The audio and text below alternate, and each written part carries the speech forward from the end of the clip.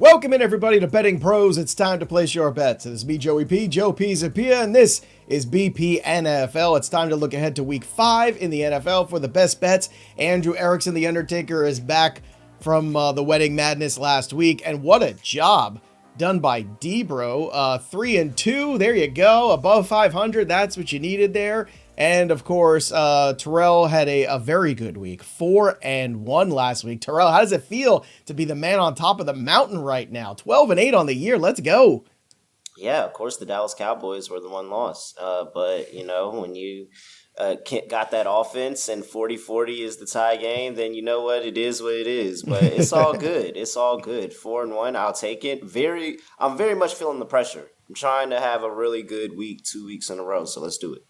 All right, let's kick things off here. Don't forget to subscribe to the channel. That's what we're trying to get you to do right now. Trying to get to 100,000 subscribers this year. We can do it with your help. So again, like this video, share, subscribe. It's us against the world. So let's get on board here. Terrell, since you are the big man from week 4, why don't you kick us off for week 5 here? And let's start with two teams in desperation mode, the Texans and the Ravens. Somebody's going to be obsolete after this game, and Lamar Jackson obviously banged up in this one. So where are we going for this Texans-Ravens contest? Yeah, for this one, I watched that game last week, and I saw the quit in the Ravens. I saw this Ravens team give up, and it doesn't look like that's going to be anything that's rectified in 1 week's time. This is a team that's quit right now. This is a team with a horrible defense, and now they are without their MVP. Ravens are 4-9 without Lamar Jackson, averaging 16.6 points per game. The defense is not doing them any favors over the course of the season, averaging 33.3 points per game, most in the NFL, second most yards in the NFL, going up against the Texans defensive front that has the number 1 scoring defense. And while CJ Stroud has not looked like CJ Stroud of his rookie year in a while, he completed 79% of his passes last week against that Titans defense. That's really bad. They put up 2 points against this team last year in front of Beyonce. I just want to clarify this. This Texans team put up 2 points against the Ravens in front of Beyonce at home last year. So I think this is a great revenge bounce back spot. So I know that they're still feeling that, and they're saying, hey, we want to go out here and have a great offensive day. And sure enough, the Ravens defense is just, 7-11 always open. So yeah, I'm going to go with the Texans here laying 1.5. I think that they are going to come in and beat the Ravens. This Ravens team hasn't shown me anything, especially after Lamar Jackson went down against the Chiefs last week. All right, don't forget to thank Beyonce, everybody. Make sure on the way out. All right, Erickson, let's get to you here, and let's start with your first bet of the week, and let's start in London, where you have Dylan Gabriel now taking on the Minnesota Vikings. So change of QB. Everybody thought it would be after the London game. No. So let this kid start on a neutral field. Sure, why not? By the way, the best bet you can make. By the way, what could go wrong, Terrell? My favorite bet. I can't do it right now. I'm just waiting for it to open up. Carson Wentz pick, Dylan Gabriel pick, over on Judkins carries. Put those 3 things together. It's my unofficial parlay of the week. But Erickson, let's talk about the Cleveland Browns here and the Minnesota Vikings and how you see this one shaping up. I like the Vikings here, laying the 3.5 points. I think that traditionally you always want to bet against rookie quarterbacks making their first starts. Now, this isn't technically a road start for Dylan Gabriel, but it kind of is because it's not at home, and that's really the big thing here is the Cleveland Browns are a very different team when they're not playing in Cleveland, especially when they play on the road. Their last 7 road games, they're 0-7 against the spread on the road. They played 2 road games this year, 2 games at home. They've been blown out in both of the road games that they've played this season, and they've kept both home games very, very close. The defense plays significantly better when they're playing in Cleveland. I think that makes a big difference against the Minnesota Vikings. Carson Wentz, not the best quarterback in the world, but can he be better than Dylan Gabriel by a little bit more than a field goal? I think so. Brian Flores is no easy test for any quarterback, let alone a rookie quarterback making his first start in the NFL. So the Browns are down on their offensive line. That's a big issue for them. So I'm not optimistic about Gabriel making this first start a memorable one, at least for Browns fans across the nation. So just the stats when it comes to rookie quarterbacks. So this is from VSiN. If you look at them when they make their early season start, so technically this is an early season start, but it's Gabriel's first start. 6-26-1 straight up, 12-20-1 against the spread. That's 36%. in the last 24 games, weeks 1 through 3. 29-12 towards the under. Again, that's why there's this total for this game is very, very low because we're not expecting a lot of points from either sides. And rookie quarterbacks specifically on the road. When you want to back a rookie quarterback, like last week, Jackson Dart, well, he was at home. Like, that makes a significant difference. When they're not playing at home, it's much tougher for these rookies to cover the numbers. So, especially when they're small road dogs, 42% against the spread when catching, plus 4.5 or fewer points. So, I'm going to be rolling with the Minnesota Vikings here to bounce back after the loss last week against the Steelers. All right. It could be memorable, Andrew, just maybe not in a good way. I mean, memorable is a very eye of the beholder term. Terrell, let's go back to you here. Let's talk about the Commanders. Obviously, coming off a tough game last week. So what do you see the Commanders doing in week 5? Yeah, I think it's still going to be a little bit of tough sledding for the Commanders here. I'm taking them on the under of their team total in this game. I don't think that they're going to get over 24 points here. So give me under 23.5 for this Commanders team. I think it's going to be a struggle, one, because you're going up against a Chargers defense that, one, flying around the ball. You have Jayden Daniels in this Commanders team who are not good on the road. In fact, the offense just hasn't looked the same with Jayden Daniels, and they haven't gotten over this line with Jayden Daniels in the helm in the 2 games he actually played in this season. Marcus Mariota, however, 2-0. It has nothing to do with anything, but I just want to say, Jayden Daniels to this line, 0-2. Marcus Mariota, 2-0. It looks like Daniels is going to play here. I think he's still really, really beat up in this spot. Jim Harbaugh, after a loss, really, really good. I think that he's going to go. And the defense still played really well for them. It was the fact that they couldn't find any offense, and the Joe Alt injury and the injuries along the offensive line really, really threw off Herbert. And so if they make the adjustments over the week, the offense could be better, but I don't need the Chargers offense to be better. I just need the defense to stay locked in as they've been all year. And so I think that they're going to continue to keep this going. A cross-country road spot for this Commanders team as well. I think this is a nice bounce back for the Chargers, and I think it's just going to be in terms of points. So, hey, maybe this is a low-scoring game, and Daniels has some Daniels magic at the end of the game. I want nothing to do with the side. Give me the under on the team total for the Commanders. I don't think that they're going to put up over 20, so give me under 23.5. All right, Carolina and Miami are going to lock up, and Andrew Erickson, if he loves one thing, I know he loves to bet Carolina Panther football. I hope someday they let you bang the drum down there, kid. That's what I want you to be able to do. So bang the drum for this game here, and let's go, Andrew Erickson. Yeah, I really wanted to bet on the Carolina Panthers here against the spread, and probably just to win outright. And I know that they classify for the close your eyes special because they got blown out by the Patriots last week and they're catching points at home. That being said, Miami is a small favorite here, and Miami has a track record of winning against bad teams when they're favored. So that's the only thing that's shying me away from just betting the sides in this game, because I'm just not confident enough with Carolina that they're not a good team. That they just aren't. I don't think that I'm going out on a limb saying that, but they do tend to play better at home, and the Miami Dolphins tend to play better against bad teams. So what happens when you mix this all together, you get, hey, I think these offenses can probably score against 2 of the worst defenses in the NFL. So I'm going over 43.5 points. I think this total is very, very low when you're looking at 2 of the worst defenses in the NFL. Miami's defense ranks 31st in pass defensive efficiency. I think it's going to create opportunities for Bryce Young, Tetro McMillan to create splash plays down the field. The Panthers, they can't stop the run, and they can't put pressure on quarterbacks. So if Tua has time in the pocket, he can get it to Jalen Waddle, Malik Washington. Devon Achane should have a monster game running the football against the Carolina Panthers defense that can't stop the run. 7 of the Panthers' last 8 games at home have gone over the total points line. So I will take the over here, bet on both these teams' offenses against these terrible defenses. All right. Remember, today's show is brought to you by Hard Rock Sportsbook. Okay, the Hard Rock Bet app is ready for you. So we download it today. And remember, Week 5 is going to kick off tonight with a California showdown between the San Francisco 49ers and the Los Angeles Rams. And you can check out the streaks, too, at the Hard Rock Bet Stats Hub. McCaffrey has reached the end zone in 6 straight October games, so you can count on him just like pumpkin season. You also got Davante Adams recording 90-plus receiving yards in 5 straight games against the 49ers. That's with a different couple jerseys he's wearing there. So if you still haven't placed your first bet on Hard Rock Bet, it's not too late. Don't worry. They're still giving away free money here. Place your first $5 bet, and if it wins, you'll score $150 in bonus bets on top of the payout. Plus, tonight on Hard Rock Bet, you can get the Thursday night parlay boost for Thursday night football. Boost your same game parlay our SGP max tonight, so your bet pays extra winnings. And since it's Thursday, You also get a legendary reward drop today, so open up the app and see what you get. Bonus bets, parlay insurance, who knows? Just click find out. Download the Hard Rock Bet Sports app today, and the promos run every single day, guaranteed rewards every single week. What are you waiting for? Stop waiting. Hard Rock Bet. Download the app right now. Let's get to number 3 on the list for the gentlemen today, and let's start with JETS.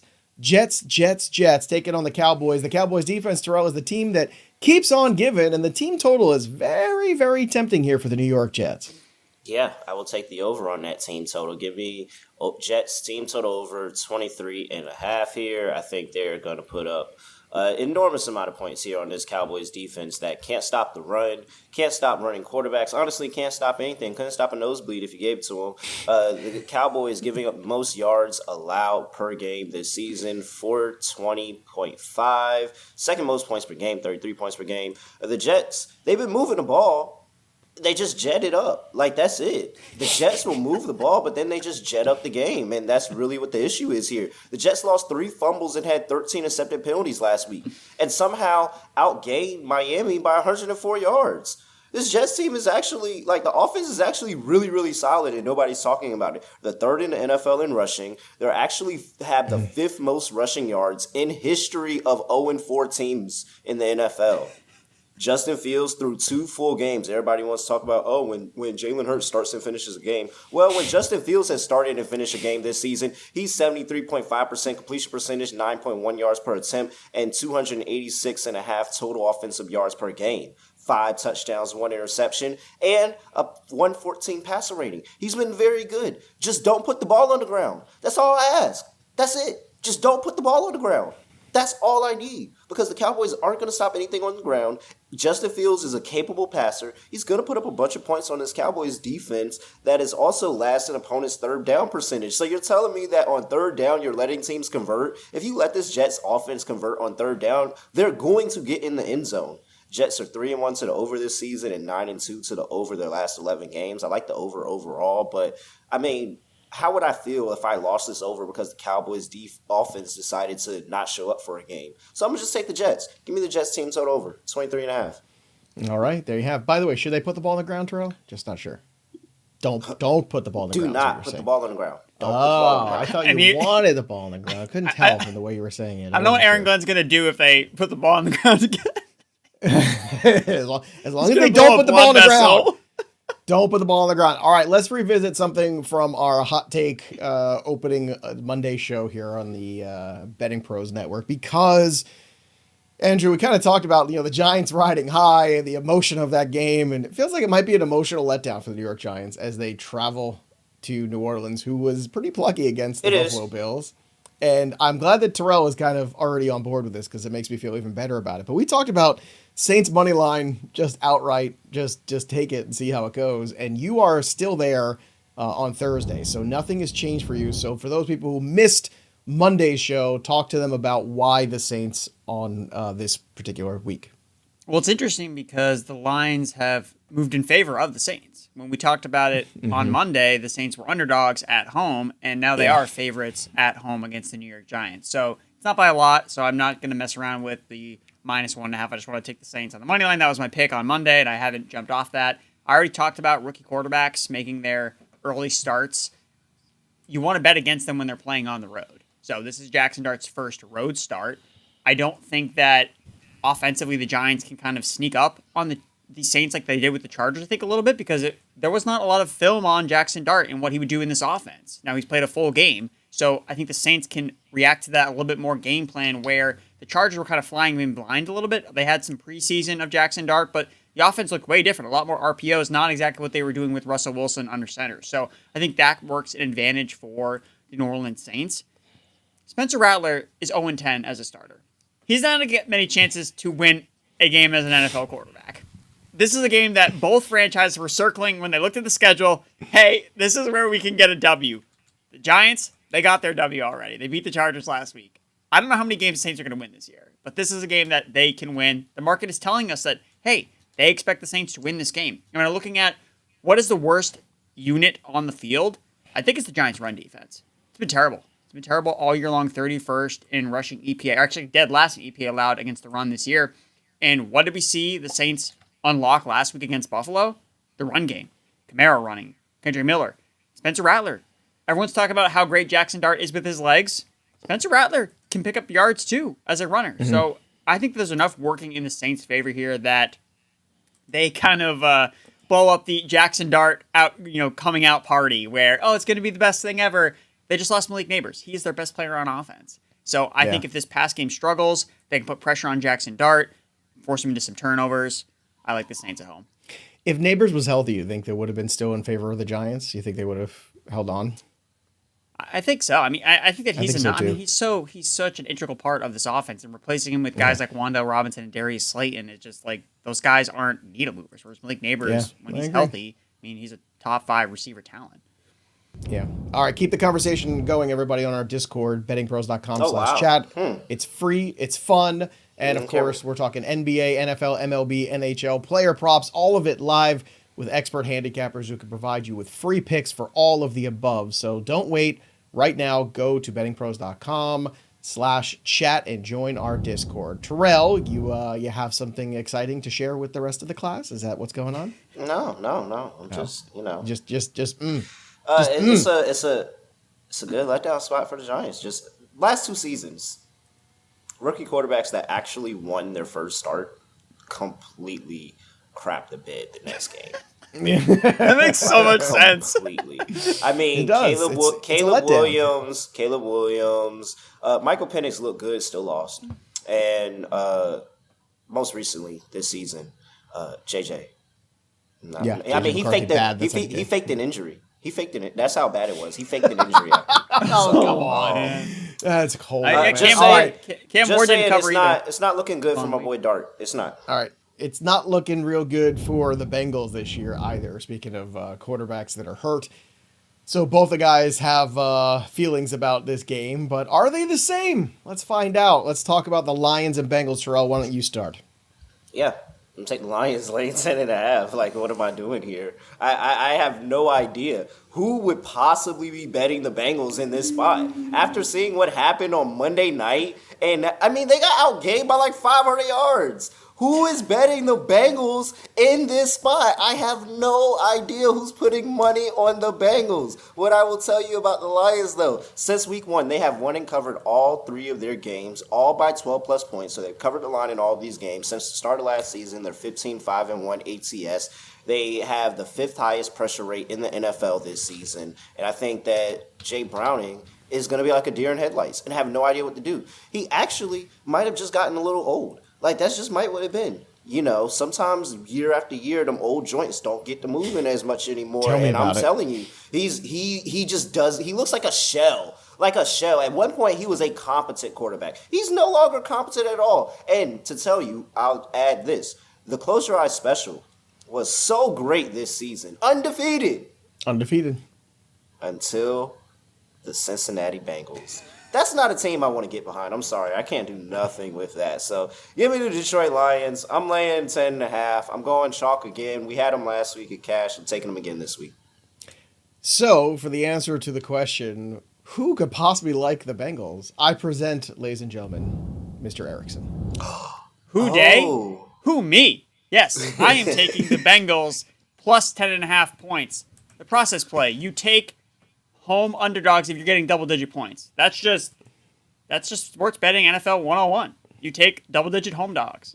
And now I have a bunch more reasons why I like the Bengals in this spot. So they have played 3 of their 4 games on the road this season. They've played 1 home game. Who did they beat? Who was their quarterback for the majority of that game? It was Jake Browning against the Jacksonville Jaguars. They won that game and their offense looked great. Because sometimes teams play better at home than they do on the road. That has been apparent with the Bengals with Jake Browning as their quarterback. Jake Browning as a starting quarterback, 1-7 on the road, 6-2 straight up at home. So I'm expecting this Bengals offense to play significantly better in front of the home crowd and not on the road. Again, one of their biggest issues is their offensive line. Offensive lines, bad ones, don't travel well. So yeah, they have an advantage when you have the crowd working in your favor to change up protections at the line of scrimmage. So that works for the Bengals. Another thing I thought was really interesting, Zach Taylor, since he took over as the Bengals head coach in 2019, no team has performed better against the spread off rest disadvantage than him. So where I think the market is overvaluing, the Bengals are playing on a short week, they're going to be tired. That's not actually been the case. 16-4-1 against the spread with rest disadvantage of the Bengals. 80%. I'm backing that type of number with double-digit points at home.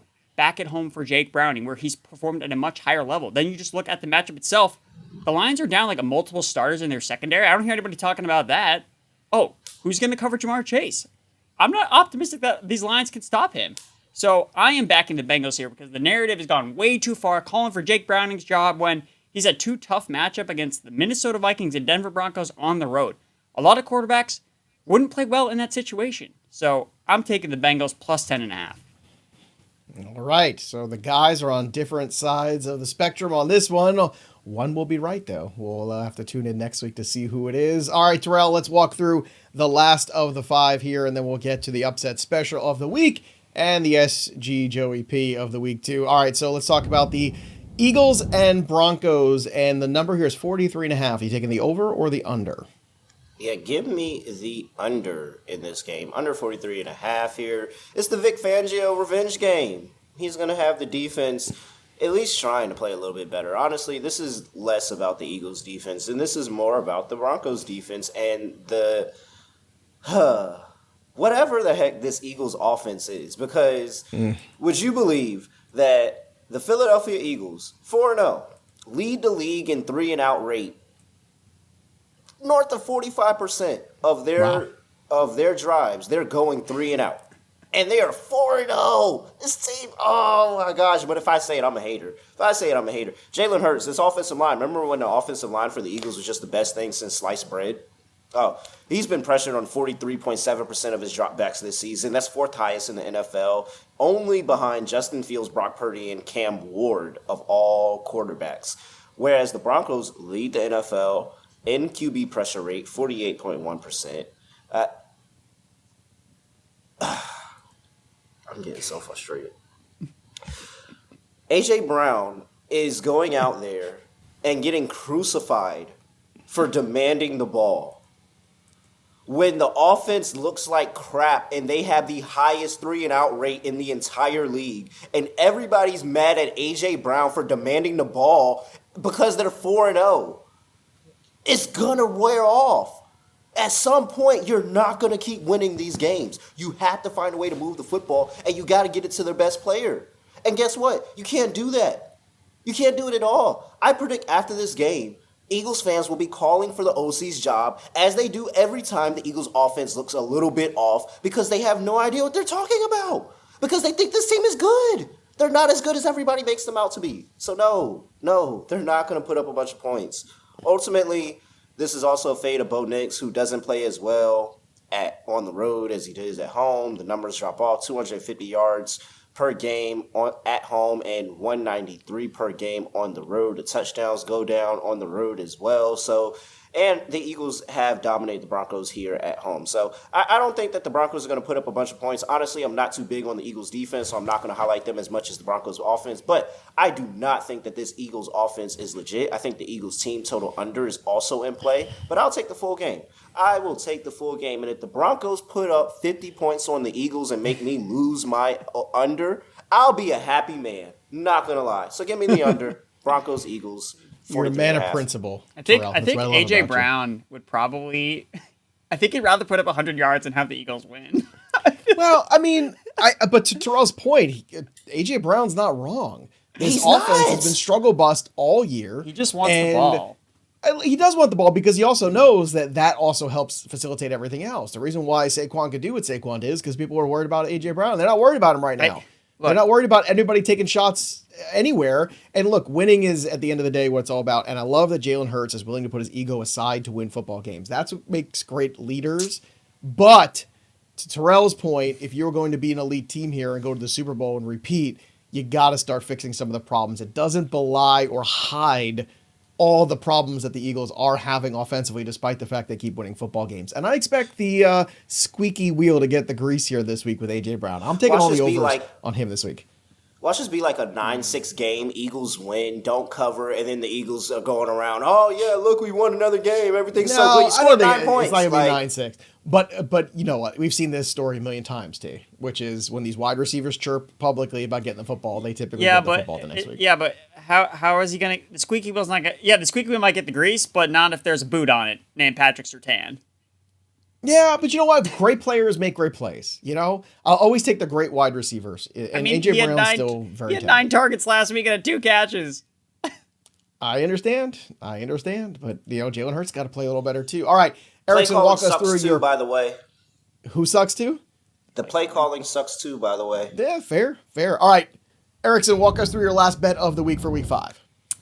The Tampa Bay Buccaneers plus 3.5. You bet on Baker Mayfield when he's on the road, when he's an underdog, when he's out for the count, especially on Sundays when he's facing Sam Darnold. Like, that's when you want to bet on Baker Mayfield. Here are the stats of the Buccaneers. 15-5 against the spread on the road since 2023. Baker Mayfield's Buccaneers are 8-7 straight up as road underdogs. 12-3 against the spread, 80% as road underdogs. And after a loss, 11-4 against the spread. That's 73%, including 9 of their last 10 games the Buccaneers have covered after a loss. So, yes, I get the optics of the matchup are tougher.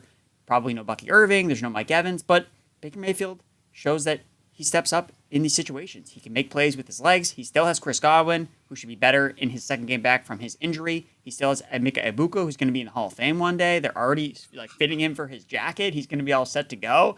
So I want to back Buccaneers in the Baker Mayfield here, because I think that what works in Tampa's advantage is their defense matches up pretty well with Seattle's offense. Seattle wants to run the football. Like, that is their identity. They don't want to cut it loose with Sam Darnold and JSN as their number one wide receiver. They want to run the football with Ken Walker and Zach Charbonnet. But the Tampa Bay Buccaneers, that is where they thrive defensively. They are a great run-stopping defense.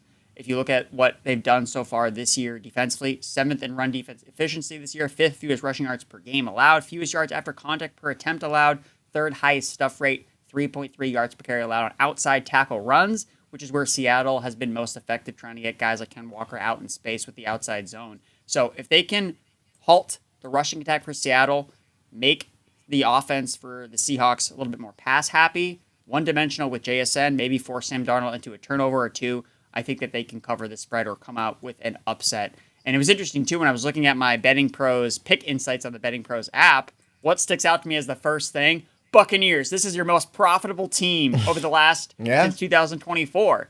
So when I bet on the Bucs against the spread since the beginning of last year, I'm up over 5 units, 91% return on my investment. So that's something you want to check out as part of the pick insights is, hey, what has been working for you? And for me, it's been betting on the Buccaneers against the spread.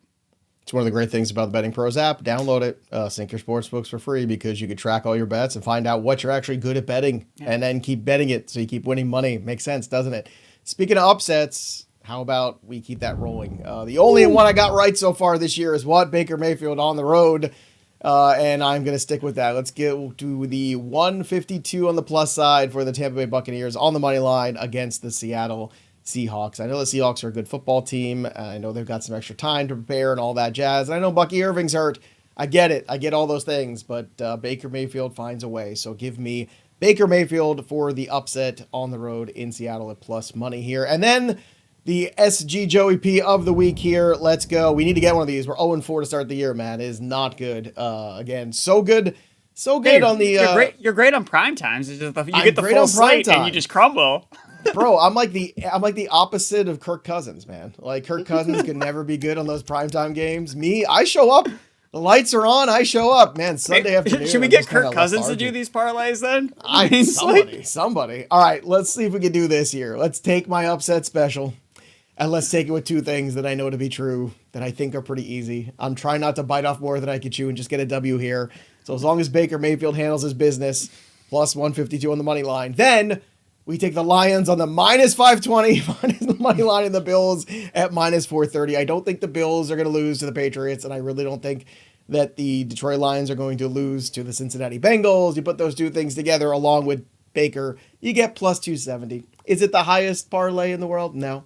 But is it achievable? I think it is. Almost 3-1. I think that's a pretty good day at the office. So there you go. Hoping to get on the board. And of course, don't forget, if you want to check the board for yourself and all your bets, the best way to do it is by using the app. Download the BettingPros app today. Subscribe to the BettingPros YouTube channel and follow us on social media as well. That'll do it for us. But the story of the game goes on. For Andrew Erickson and Terrell, I'm Joey P. We'll see you next time, kids.